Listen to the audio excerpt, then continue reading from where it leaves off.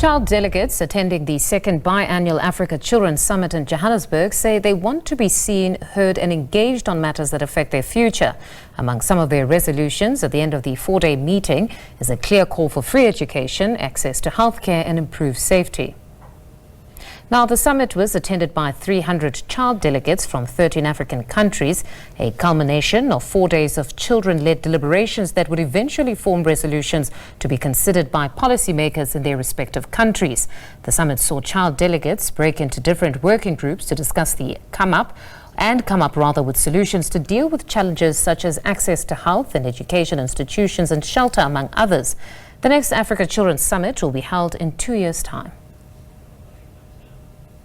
We want our leaders and governments to make sure that every child can go to school, feel safe, be included and have a bright future.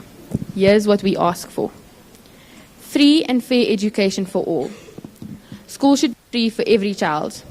No one should stay home because they can't pay fees.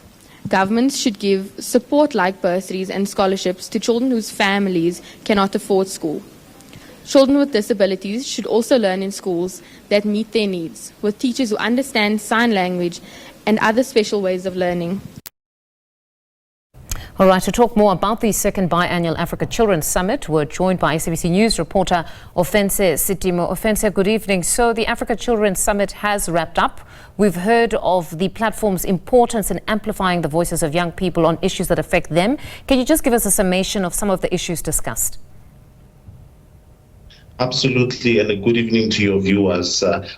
Well, I can tell you that basically some of the issues that were discussed were access to healthcare, free basic education to everybody, and a sense of just feeling safe and secure, as we know that, especially here on the African continent, some of the children are actually vulnerable, especially in situations of war, in situations where, some people are fleeing from instabilities in their country. So they are hoping that, the government can actually try and ensure free education and ensure safety and access to healthcare for all the children. Now, many people feel over-workshopped, Ofentse. They actually aren't as enthusiastic anymore when it comes to summits. They feel very articulate individuals make presentations, they accurately characterize the issues, make recommendations to resolve the problems, then nothing happens beyond the summit. What was said on just the lack of follow-up beyond such important gatherings? How will they guard against this? It was interesting what the CEO for the Nelson Mandela Children's Fund had to say about this, basically saying that, they've wrapped up the 4-day summit, but the success of it will be after 2 years, where they'll be able to actually check as to how the progress that it actually has been made after they've made those resolutions. So they're saying that it has been a success in terms of an event-free occasion where, 300 children came. So logistically, you can imagine having to manage an event of such nature can be quite challenging. So they were happy that it was a success in terms of deliberations that were child-led, but they are saying that only time will tell in terms of the progress being made in the work being done to implement the resolutions that have been drafted into that particular document, which they drafted for the four days they've been there. All right, so meaning in 2 years' time, at the start of the next summit, that's when they'll take stock of the progress. So where will the next summit be? Was that indicated? Yes, it actually was indicated, but I was expecting the Department of Social Development to actually send a correspondence, but that is something that I can actually furnish our viewers with at a later stage. But definitely, we know that a new chairperson of the summit has been appointed, and the host country itself has been appointed, but that is something I can actually furnish our viewers with at a later stage. All right. And then just talk us through some of the resolutions then. You said that the issues were around free education, safety and access to quality healthcare.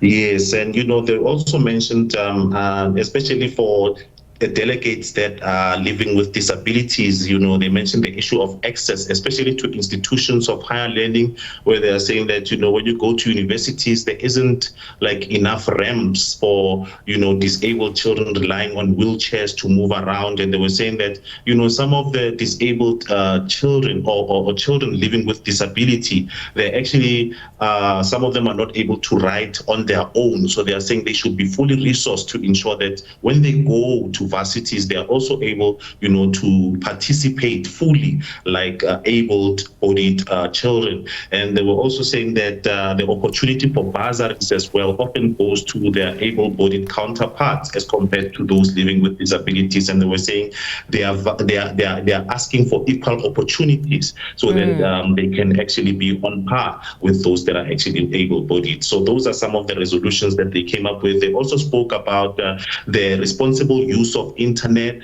and saying that, governments should be responsible in protecting them in using artificial intelligence and the internet, and to protect them, from the likes of porn that could actually distract them from focusing on progressive issues. Quite an important one, the issue around access to opportunities for those living with disabilities, which segues me into my next question around how diverse a group was it when we speak of the delegates? Because at the start of it, the question I had asked to the Nelson Mandela Children's Organization was that how diverse would that delegation be? Because you don't want only issues perhaps of young children who come from affluent suburbs being the ones that are addressed, but you want to hear of the lived reality of children in very impoverished communities in far-flung areas. So how diverse was this group of delegates? It was definitely actually diverse. It was a kaleidoscope of color in terms of races. There were different races, and there were people from different backgrounds, who were able to exchange different lived experiences. I spoke to a lady, I believe she's from Uganda, who was saying that, where she comes from, it's actually a very poor background, where when it comes to schooling, the schooling infrastructure is actually very poor, and they were appealing to governments to say that they should try and improve the infrastructure, talking of pit toilets, talking of schools that actually do not have running water on their premises, So you would have a quite diverse group of young people who are actually exchanging ideas as to forge their future that they want to envision in the future. All right, Ofentse, thank you very much for that reportage. That's SABC News reporter Ofentse Setimo, who's been covering the Africa Children's Summit, which has come to a close.